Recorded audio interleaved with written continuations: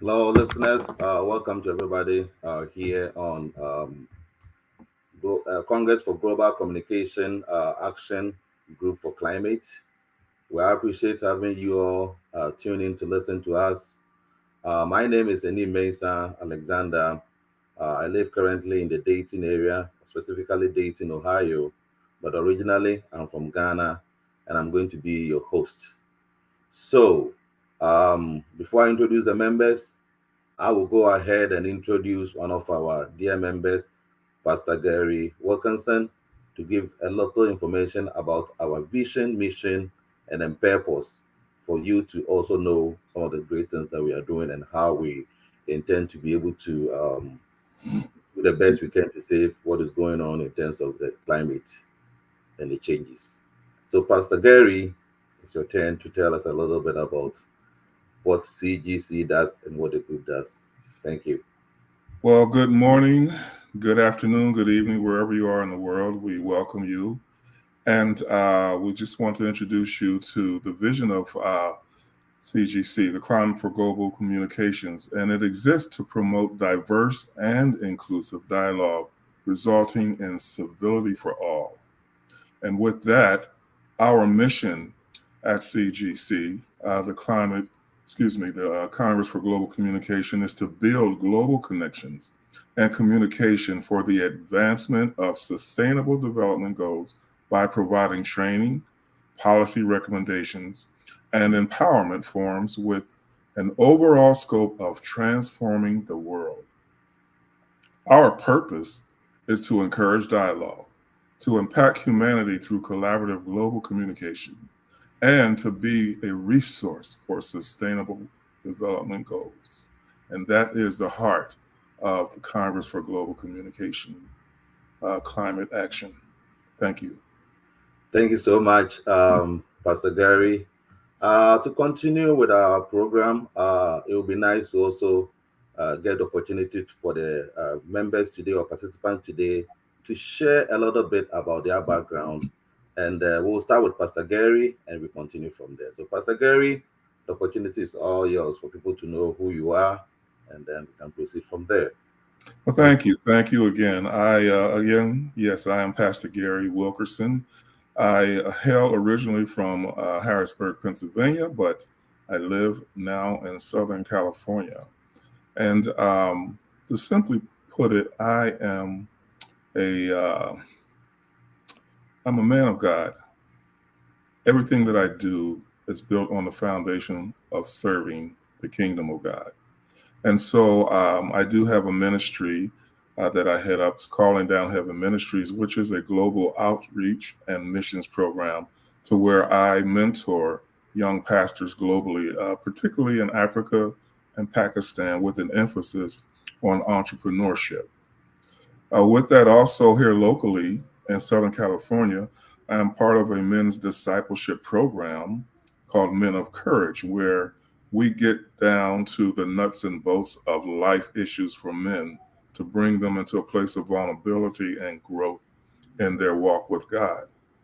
Aside from that, I am also a commodities consultant globally and involved in various types of commodities. And my heart really is to build a bridge for networking technologies globally from Western side of the world to Africa and other countries who are not as privileged to have the resources in their hands. So I have a bridge that I network these bodies of works where we together, emphasis is always for me on unity, where we together can build a greater world for everyone.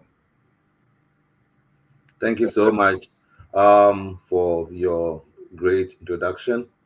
We'll go next to Sheridan, who is based in Trinidad and Tobago, to also give us a lot of background about himself. Thank you. Okay. Thank you very much, Dr. Alex. Yes, I'm Sheridan Woodruff, located in Trinidad and Tobago. In fact, lives in Trinidad. Trinidad and Tobago being the most southerly of the Caribbean islands. So we are very close to Venezuela, actually, just on the tip of Venezuela. On a very clear, bright day on the southernmost part of Trinidad, you can have on Steve, Venezuela. Parts of it very clearly. It's just about 10 miles therein. My background basically, well, I'm retired, and basically now I'm more into consultancy, and that consultancy is varied.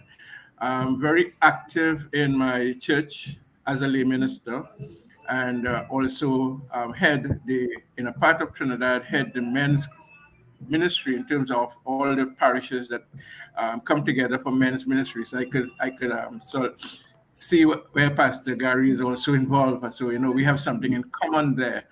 My background in terms of academics, I'm still involved at the University of the West Indies as the president of the University of the West Indies Trinidad and Tobago chapter president. But I'm also on the council throughout the university. As you may be aware, the University of the West Indies is one of its very few of its kind in the world, comprising of so many different campuses in different islands. My academic background is public sector management, community and cooperative development. And when I was invited to be part of this committee, I was wondering what role can I play? And then as I continued to research, I realized that community development and cooperative, in which I will speak a bit more when the question comes up, are very relevant, especially in this economic and social changes that are taking place globally.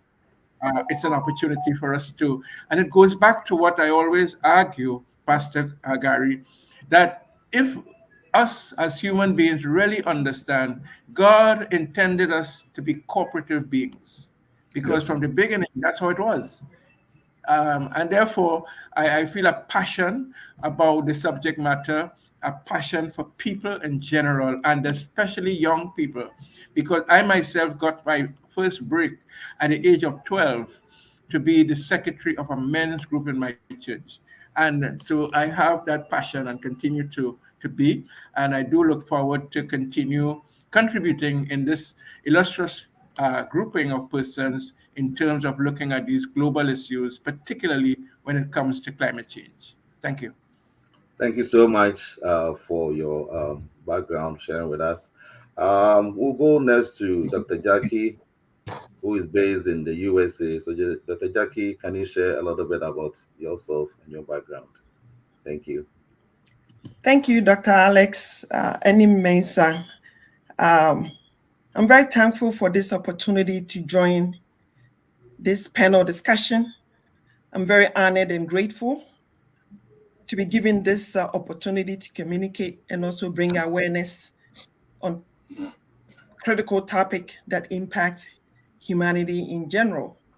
Again, my name is Dr. Jackie Enim, and I'm an industry leader, originally born from Ghana, and a subject expert in the area of material utilization for manufacturing, and advocate for proper material use and environmental sustainability, as well as material end of use management. After the material has been utilized, how to manage the afterlife. My background is chemical engineering. I'm a university instructor and numerous awards with a lot of diverse areas and that improves human life. And finally, I am the founder and president of a non-governmental organization called Smiling Hope Ministry, with a strong intent and mission to give back to the community and to the desolate that are located in our society. And having said that, again, I'm very pleased to be part of this discussion today. Thank you. Thank you so much for sharing with us your background. The next person coming on board is Atta Junior Kufuor, who is currently based in Kumasi, Ghana. We want him also to share his background with us. So Kufuor, the floor is yours. It seems your mic is muted. Your mic is muted, so... Thank you very much. My name is Atta Junior Kufuor. I'm a chartered analyst by profession and also a computer engineer as well. I'm based in, and I'm also the vice president of Silicon Valley of Ghana. I work with top technologians in Ghana and also champion some kind of technological development for the government of Ghana privately. And I feel it's very good for me to also contribute to the development of climate change. It's an organization that I'm much more interested because of the new diverse areas coming on board in climate change areas. And I'll also be happy we also extend climate change action also to Ghana to bring more Awareness. people that have much more ideas in terms of foreign policies in climate change, technology, and other stuff from Ghana. So I am much happy to join this organization. We want to move to a high level in terms of technology development that will contribute to climate change action plan. So thank you. Thank you so much for sharing with us your background. Thank you all also for sharing everything about you. Agenda on the list here is to share the flow of this discussion. First, there's going to be a question that all of us will chip in and discuss, and then there will be specific questions that will be directed towards each of us. And after that, the lead person, throwing in the best, anybody can chime in to also share more. Because whatever it is, climate change, climate action, the impact of climate change, whatever is going on, if you care or not care, whatever it is, it affects you. Mhm. So, however good, however bad, whatever it is, your questions will go a long way for us to think about this, to come up with answers to the way that to benefit all of us. So, this is no right or wrong discussion, because however the discussion goes, we are all going to learn from it. We're all going to kind of learn something good from it and prevent what is going on currently. So, with that, I'm going to share with us a simple questions, and then we'll all chip in. The question is, this is what everybody asks: what are some of the impact of global change? Can anybody chime in to say just a simple impact, and then we can discuss? But there are so many of them. What is causing it? I know there's a natural cause. There's also an artificial cause, which is caused by men. And that's all I will say that I know of. Can anybody come in with more? Again, I'm Pastor Gary. I would be happy to chime in concerning the impacts of climate change. You know, I'm a novice at this, and when I was introduced to it, I had no idea concept as to how I could be useful in it. But as I began to research, and I continue to research more deeply, one of the things that stands out to me is the fact that there's a great divide. And when I say a great divide, I'm speaking that between all of the individual organizations globally, many of them, their operation, a mode of operation, seems to be a non-universal mode of operation. It seems that they're targeting their own specific goals rather than looking at the potential and the power of unifying with other groups who have the same interest in seeking out how we can impact climate change for good. And so that's the thing that stands out to me. As I said previously, my mind always goes towards unification, because that's where all of the answers lie, and that's where all the power is. It's in unification. So to me, one of the greater impacts to climate change is the lack of unity. Can anybody chime in? Yes, so I will follow up by saying that the impact of climate change on different sectors of societies are interconnected. Drought at one location can harm food production and human health in general, as well as flooding can lead to disease spread and damage to the ecosystem. So flood on one side is a drought, represent itself as a drought on the other side of the continent. And the impact on infrastructure, inability to drive, inability to transport food from location A to B, human health, inability to get medication across, can also increase mortality, food availability, limit work productivity. If there's a severe snowstorm, people are not able to go to work. So, and if the work is such that they need to be physically present, it becomes an impossible task. So climate changes cannot be handled in isolation because they are very interconnected. And the change is currently impacting health in different ways. It's impacting development, innovation, and also waterborne diseases, mental health. If you are isolated because you're cut off from the rest of the community because of flood, in some cases, it can lead to emotional instability. So, yeah, that's my contribution to that particular question. Yeah. Sheridan, do you have anything to add? Because the impact I would join. I would just join the conversation. Yes, Dr. Alex, Sheridan here. Yes. Yeah, go ahead. All right, so I just want to add that, first of all, water can be positive.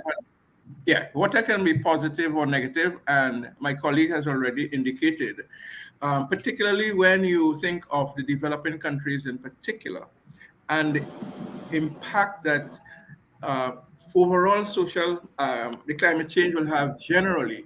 But when you consider that the serious threat to global food security, one, but also sustainable development and poverty eradication, it means that the persons on the lowest ladder of things will be impacted most certainly. And that is a concern, therefore, in terms of when you consider further the world's growing population, and particularly that impact in the necessity to increase food production. Therefore, when we think of developing countries in particular, we need to recognize that negative impact in terms of what climate change can bring about. And I want to link that to what Pastor Gary has said in terms of the unification, because so often the answers for these problems seem to come from the North and not adequately bring into consideration the thinking on the ground, the little people, in terms of how these things are going to impact.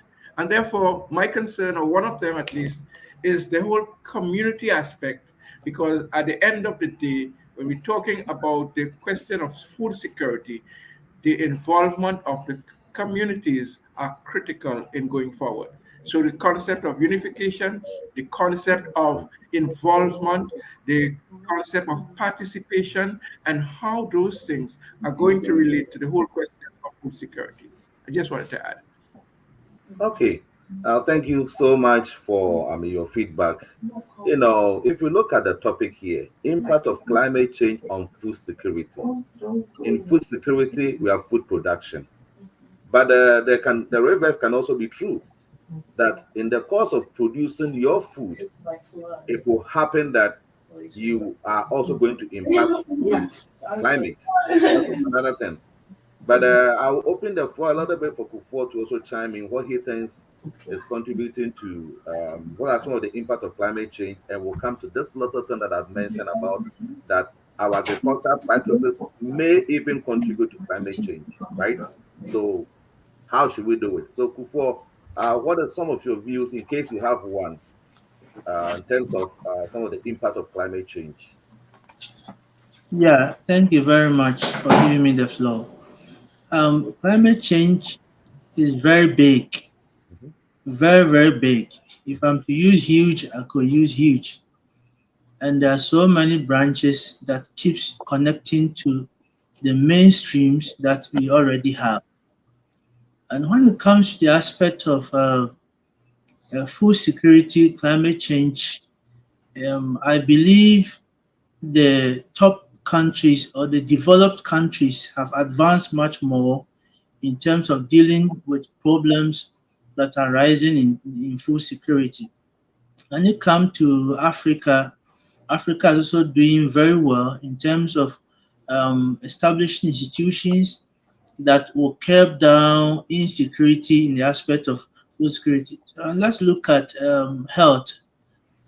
The health connect directly to the consumptions, okay, from food to materials, and it also into research into materials, into medicines, the application of nanotechnology, and new diverse areas that are coming to improve technologies in all fields, including engineering, health, biomedical stuffs, and all that. And during the time of the COVID, there were a lot of research that came out with different kind of mindset. Others also came to challenge the already written laws that we had in terms of biology studies, medicine, and other stuff.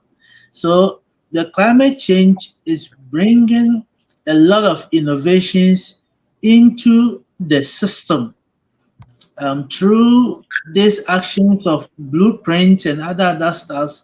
There are research into investigations that are also scientifically proven. Some of them they are yet to be proven that are contributing to this effect. In energy, you will see most of the countries being stopped to use coal, okay, just to protect the skies, the ozones, and other stuff. All these contribute to climate change. How does this link to the food security or food insecurity with the applications of climate change development? Okay, so now if we don't have a better health system, or there's something that is negatively destroying our health, we will not be able to reach certain goals. So the health, the energy, and the other fields are interconnected. As Madam or Dr. Jackie said, they are interconnected. From the energy application, the hazardous kind of system that some of the poor country have, linking to the environmental defect, okay, to the health system, then to the physical systems of human, okay. So to solve these problems, we need to look at diverse areas from engineering to health and research into materials, clean energy, and other things that will help us to be able to overcome certain challenges in the human life development. It's not only health, it's not only engineering, it's not only in space, it's not only in maybe environmental science.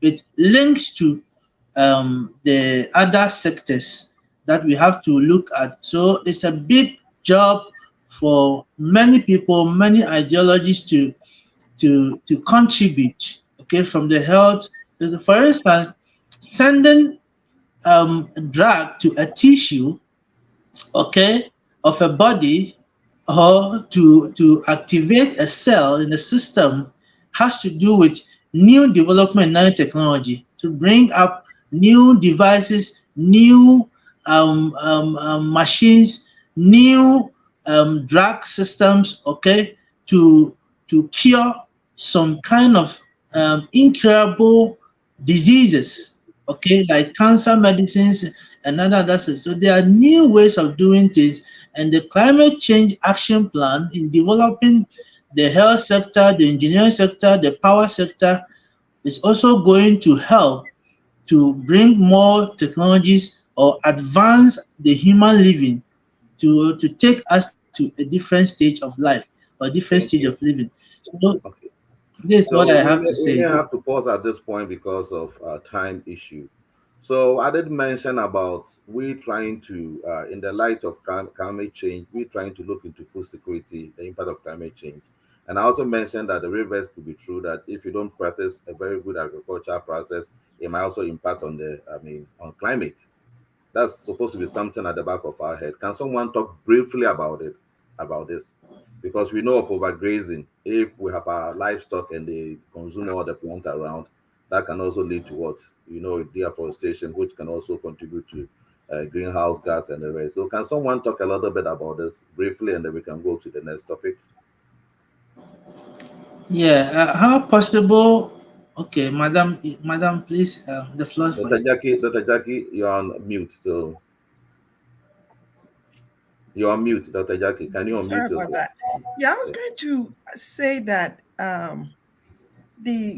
when it comes to large industrialization, the agricultural system under that concept consumes a lot of fossil fuel, including water and topsoil at a non-sustainable rate. Great. And its contribution on numerous farms and the environment is really huge when it comes to degradation and even air pollution, which may not exclude water pollution. Even though the intent of large industrialization is supposed to produce more food and have food security, the environmental sacrifice is very substantial. Mhm. And this needs a balance. I think the lack of balance is a major contributor to climate change adversities. Thank you. And that may lead to the other part of the argument when it comes to food security. How do you balance industrial agriculture to food security around the world? And what is the strategy? Do we have a strategy today to seek for that type of balance? But that is an area that needs a lot of research, and we need to invest a lot of time in that area, trying to balance the two. Mhm. Yeah. I would very important. Okay, go ahead. Yeah. I would agree with her wholeheartedly. A balance is a major, major issue, even when you consider some of the basic practices of the farmers, concerning agricultural practices contributing to climate change. Two of the things that I looked at are very basic, simple things that can, I believe, very easily be corrected. And those are mismanagement of soil crop rotations. Something as simple as that can make a very big difference in the overall process and productivity when it comes to agriculture. And then the other side of that is the use of chemical pesticides. And especially now in the times that we're in now, there are so many biological green processes of bringing nutriments to the soils, and instead of using chemical pesticides that help greatly. And so getting the farmers to transition into the mode of utilizing these types of resources that are now available, I believe can really help to bring that balance that we're talking about here today. That's very important. The reason why I brought up this topic is, Sheridan, there's a question that we were talking about unification. The unification aspect, we have the developed world and undeveloped world, right? Or developing world. Those agricultural practices in those countries, right, by the farmers, some of the processes could lead to climate change itself. So as part of thinking about unification, we may have to think about how can we adapt any principle that we bring out from the developed world into the developing world. It should be a little different. Because let's say in Ghana, some of the farmers practicing subsistence farming, they do slash and burn, meaning that they cut the crops, they cut the weed, and they burn them, and then all the gases go into the atmosphere, fly ash, all those stuff, and then they might wait for some time for the rains to come in before they do their planting. You know that trees are sometimes some people refer to it as the lungs of the human being because they absorb carbon dioxide and produce oxygen during the daytime or during photosynthesis. So it's something that we have to share with our listeners that, hey, you are still producing food in the light of climate change, but if you don't do it very well, you end up what? Hurting the environment the more. Imagine so many local farmers, slashing and burning and leaving the land open. Drought can come in. The land is also exposed. So there are so many things. So this will lead into the first question for Sheridan. Sheridan, there's a question for you, but afterwards anybody can chime in. the question here is, how can farmers locally collaborate to better understand and appreciate the implication of climate change on their food production? Thank you very much, Dr. Alex. Certainly, as we consider what has been shared before, it is clear that there need to be transformation in terms of how agriculture is done throughout the world globally. And therefore, it is against this background that I consider the whole concept of not just having individual farmers do things, but by introducing and developing agricultural cooperatives that not only brings the farmer face to face with the whole question of production, but also being able to relate with others in terms of, one, the impact of climate change, the kind of crops and the rotation of crops that Pastor Gary referred to, how that can be done.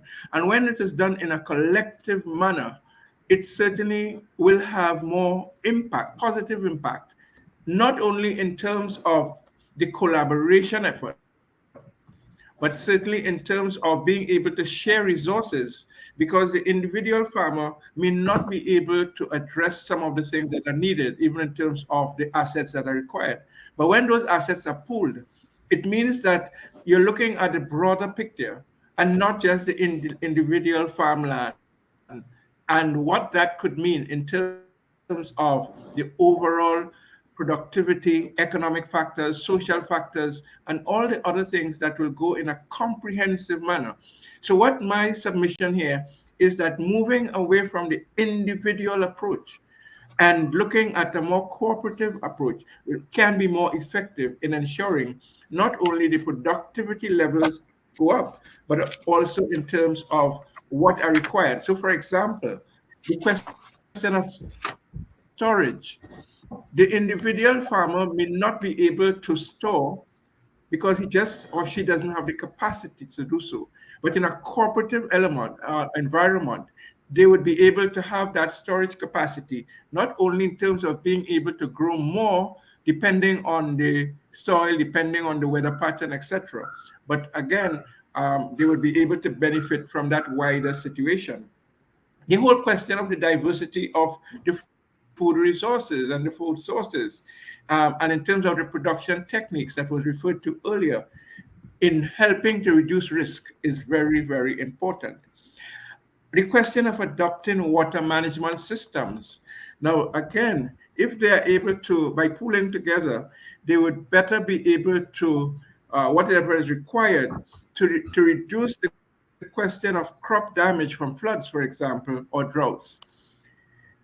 The question as well of supporting the small farmers in terms of that overall question of food security and meeting some of the ongoing challenges, because it's not a one and done kind of challenge. The challenges will be ongoing, the challenges will be changing, and the training component that will come from being involved in that cooperative effort will assist the farmers generally and of course individually in addressing some of those concerns and what have been referred to earlier. So I would like to suggest that one of the ways, particularly in the developing countries, that coming together, and I know there are some big agricultural cooperatives in North America, but certainly to my mind and from my own research, there's not enough in terms of in the developing countries, certainly in the Caribbean, that will require farmers to come together in order to be able to be more effective in dealing and efficiently in dealing with climate change. That would be my initial response. Thank you so much. Can someone chime in before I bring, some questions as a follow-up for this? Yeah, I want to add this. It's very important we also look at the application of weedicides in farming, especially in Africa, because some key plants that releases some gas, okay, also makes the environment healthy. In terms of Food crops that we enjoy the vegetables and other stuffs, the food stuff that we enjoyed, if they are being poisoned from the farm, is going to also harm the human system in terms of health.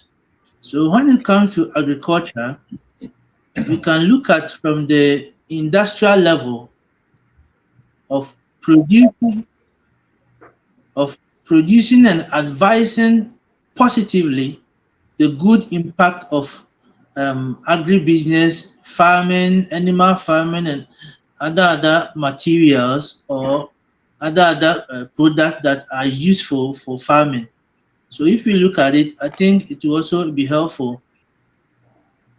So basically, you're talking about green farming, such a way that we don't use some of the toxic chemicals, which will come back to harm us.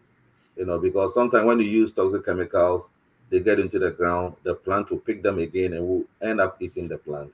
So basically, I think that's where, what it's talking about.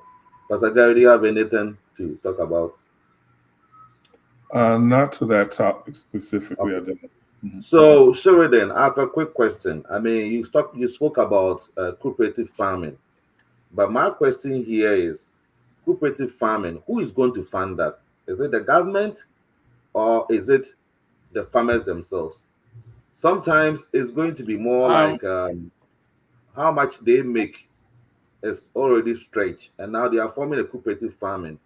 The storage you were talking about, someone have to put money in, someone have to drive this.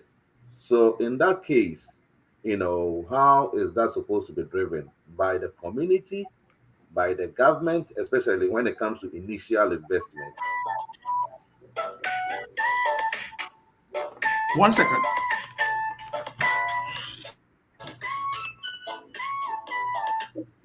Yeah.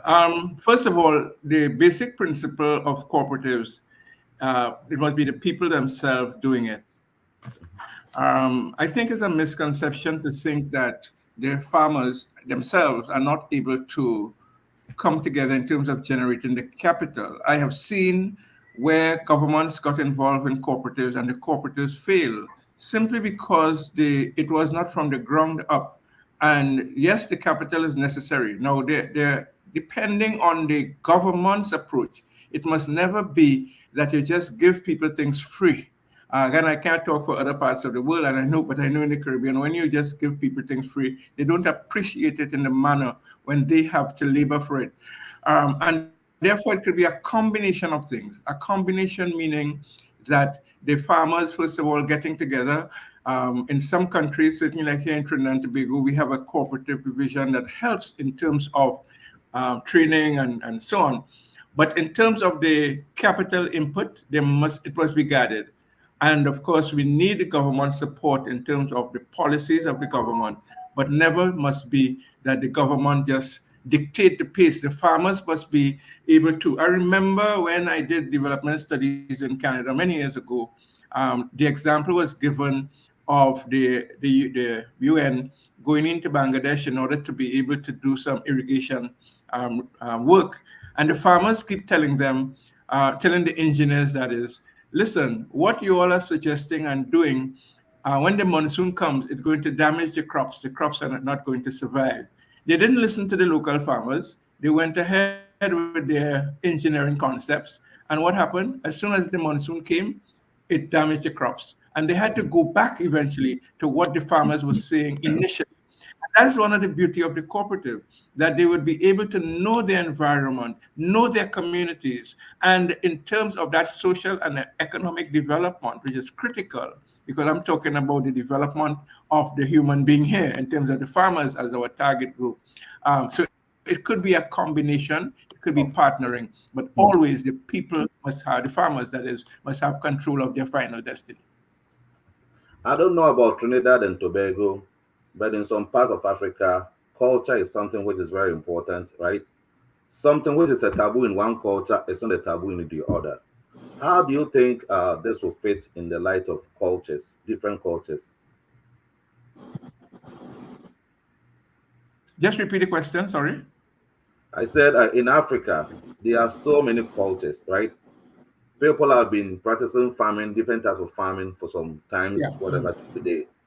So one thing which is a taboo in one culture, it's not a taboo in the Yeah. other. So how, in the light of this cooperative, how do we deal with the cultures? Training? Okay. And that is a very important consideration because cultural differences are very not necessary in terms of looking at what you're doing. And therefore, one size will not fit all in terms of how you form the cooperative. At the end of the day, and that's why I'll come back and stress, the people themselves must understand, they will know their culture, they will know what can and what cannot do. In some areas, even having females farming might be frowned upon, maybe. But the point about it is they will have the opportunity to look at what are the strengths and what are the weaknesses, what are the opportunities and what are the threats. They can examine and evaluate those from the bottom up. But at the end of the day, cultural differences do make a difference. In some areas, it will be very easy to introduce and run. And in some areas, it take time. Right now, I'm working with a group of persons who to form a co-op, and we have been working on it for over a year. And simply because they are all not on the same page. And in order to go forward, you must have them on at least reading from the same book. All right. So Okay. that's how I would respond to that question. But a very important question, Doc. Yes. Thank you so much for this feedback. We'll move on to the next question to Pastor Gary. Um, what is your view about the effect of climate change on agriculture would depend on the rate and severity of the change, as well as the degree to which the farmers and the ranchers can adapt? Well, I'll tell you, and considering that, what I gave thought to was history, going back and just taking a quick look at history. And history has shown us that the rate of change has shown significant increase in how the rapidity of the weather patterns and cycles are coming into play nowadays. There's a vast difference from what we are accustomed to historically in the past and how things are occurring now. And it seems to be a bit strange even at times. While the severity has greatly impacted change in the climate with more force and intensity with regard to seemingly unpredictable weather patterns. It's like nowadays we can look at the weather forecast and we can quickly discern that it's not stable. It's not dependable because things are happening in such a different way now. So that effect on climate change and agriculture is really, really huge. And again, the degree to which the farmers and ranchers can adapt to those types of changes, it's what's going to bring that balance that we talked about. For example, what we can do, firstly, there needs to be a unified front with those who have interest and stake in creating change by taking action to incorporate climate smart farming methods. No one group can accomplish this alone. And this just goes back to the beginning of creation. God created us with gifts and talents to benefit the other persons. And so if we're not taking those gifts and talents and bringing them into a place where others can benefit, then no one's going to benefit. There's not going to be any progress. So we must have the mindset that we together in unity can come up with concepts and ideas to put action to what needs to be done in regards to climate action.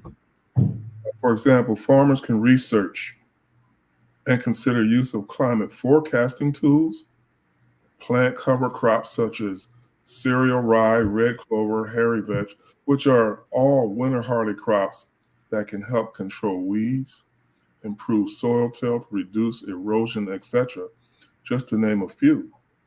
So they can also take other steps to help manage climate-related production threats. But that's something, again, it needs to be done in a unified manner so that it has a global effect.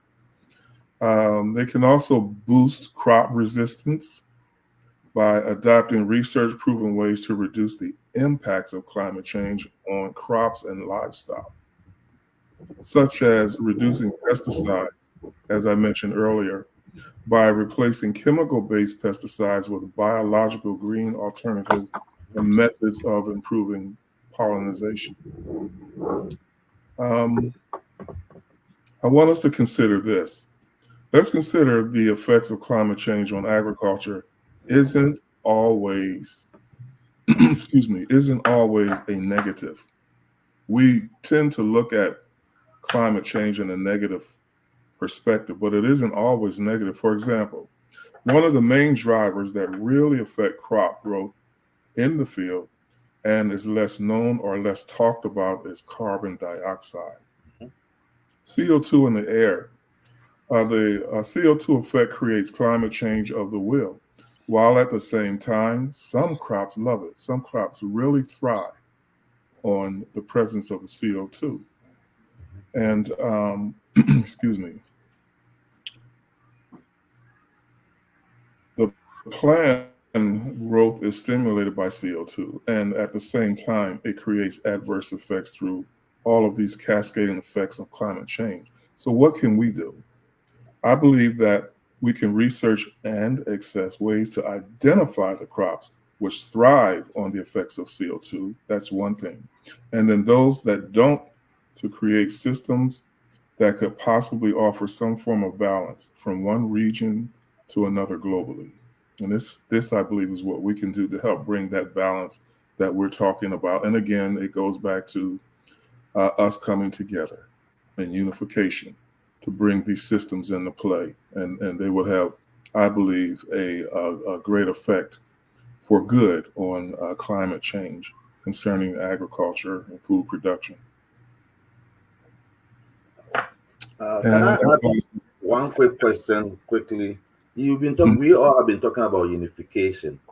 Mm-hmm. That unification, should it be driven from above, like say UN, and then comes down to the various countries to adopt it differently, such a way that all the countries are part of a big body?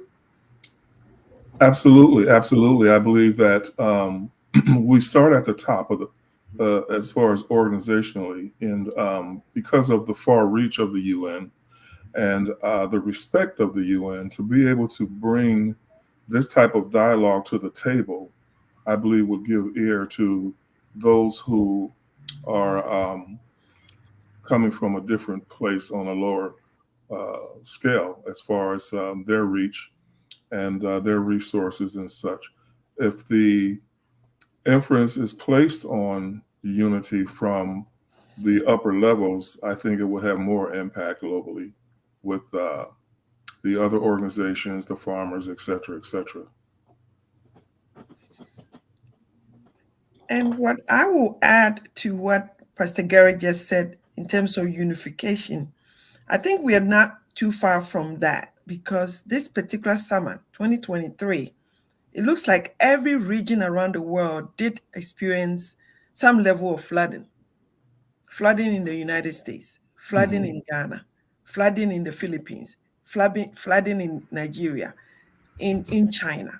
So as the issue becomes very common, unification becomes very easy, because we are almost dealing with the same thing, irrespective of location.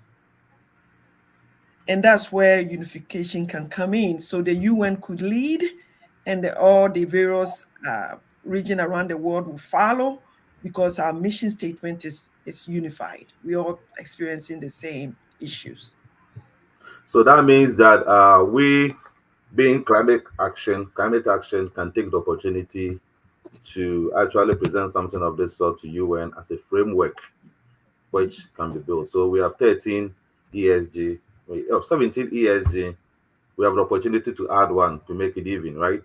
So it's an opportunity. So the way that for whatever we've said, in the 17 ESG, unification is important.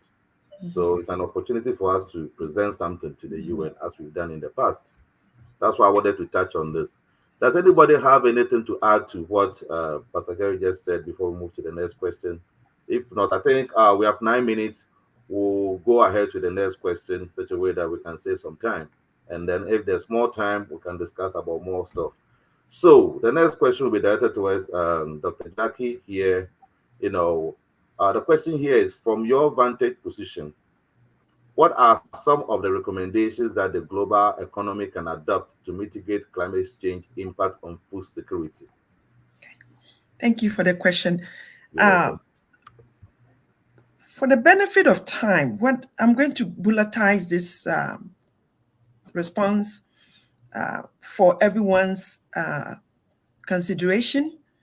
The first thing is we need to implement climate smart agriculture. This is mandatory. This is becoming business critical. And the nurturing of our forest landscape for future adaptation of climate change. So climate change is not final. This is just the beginning. It's going to get worse moving forward. And therefore, we need to keep this as a learning activity. Trees, grass have the ability to decarbonize the environment. And therefore, we need to incentivize the planting of these trees.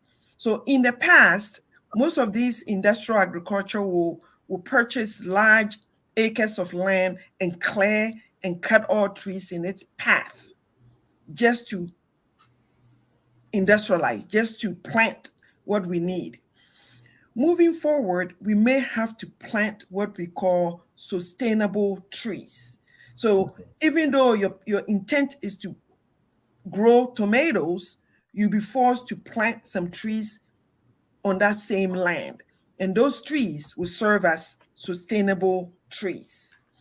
Additionally, the practice of greenhouse farming needs to be boosted up. We need to enhance in that area. Even though the square footage may be limited, the supply of food is guaranteed in the face of climate change. So the greenhouse, you have a controlled environment, climate change or not, your greenhouse will survive. Even though the square footage might be limited, there's some level of guarantee in that area.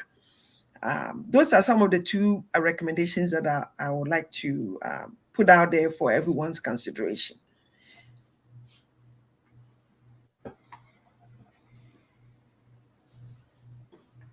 Thank you. Does anybody have anything? Because I have something I wanted to bring out to us to discuss. I remember, Dr. Jackie, you mentioned about trees. I know trees during photosynthesis will absorb carbon dioxide and produce oxygen. Is that correct? What happens at night for trees? Because photosynthesis occurs in the presence of sunlight, which is daytime. So the way that carbon dioxide can be absorbed and produce oxygen. But I do know in the night sometimes, some plants can absorb oxygen. Yes, some plants have that ability. The majority of the plant, let me use layman's terminology, go to sleep at night in the absence of light, in the absence of sunlight. They go a little bit dormant, and when the daylight start coming up, then they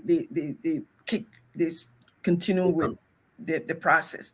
So there's some level of dormancy at night in the absence of light, but there are some special plants that do consume oxygen, but the percentage is relatively low. Low. Okay. So, Pastor Gary, this is just a kind of a quick question here. I remember we said the rate of change of the climate and then the rate of change of farmers, right? Adaptability. Yes. There's a possibility that at some point, if we don't do anything about what is going on, right, in terms of the changes going on, then the rate of climate change can supersede that of the rate of adaptation. In that case, what is likely to happen? Even in the light of what we are trying to do, there's more population is growing. People haven't heard much about it, right? So in the people's natural way, people want a place to live. So they are continuing clearing lands. You could see nowadays some of the houses. If you see one person's house, it's like a stadium, right? Mm-hmm. And then only two people living there, and they are all taking surfaces of the earth when it rains. Water is supposed to seep back into the ground for us to fill our aquifers, surface waters, and the rest. But this is all going on. Do you think, in the light of what Jackie said, I mean, this general, what should we be doing? How fast should this climate action, linked to sustainability, how fast should this go? Because I'm afraid that population keep on growing, and as population grows, things are dwindling. Now, people in the light of population, people in the light of what is going on, they still want better condition of life, and that better condition of life is also impacting on the ecology.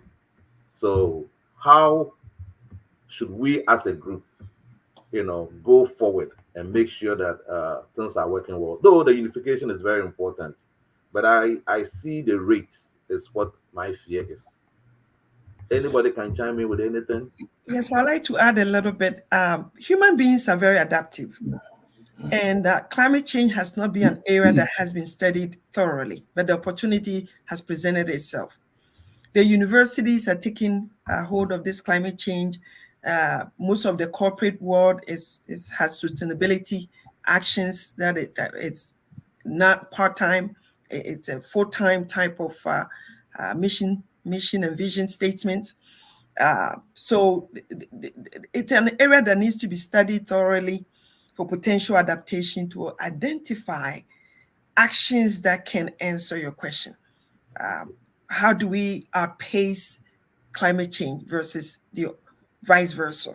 So again, yeah, I believe after a year or so, there will be some more light. There will be some more content as to how we can mitigate this particular issue. So, participants, listeners, I think our time is up. Sheridan, I would love you to continue, but we only have 2 minutes to wrap up. So, what I would say is it was a very good discussion. We wish we can have more time to do this, but we have only 1 hour. It's almost time. Sometime early December, we are looking to come online again with another topic, which we can discuss more.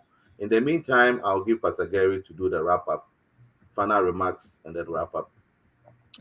Well, final remarks to wrap up our discussion. I will simply go back to the beginning. I love going back to the beginning because, that's where the resources are. And so going back to the beginning, I want to close with talking about the power of unity, embracing the ideas and thoughts of others to collectively locate and implement solutions to resolve or lessen the negative effects of climate change. And again, this is something that we must do together. And this is also something that we must expedite to the best of our ability to get this information out there, and even tie in with governments to develop regulations to curb some of what Dr. Jackie was talking about the building that's going on and how people are destroying lands by tearing down the trees, so on and so forth. We must gain some sort of control of those methods of things being done. And so that is my take on our discussion today. Thank you so much. Thank you very much. You all, and thank you, listeners.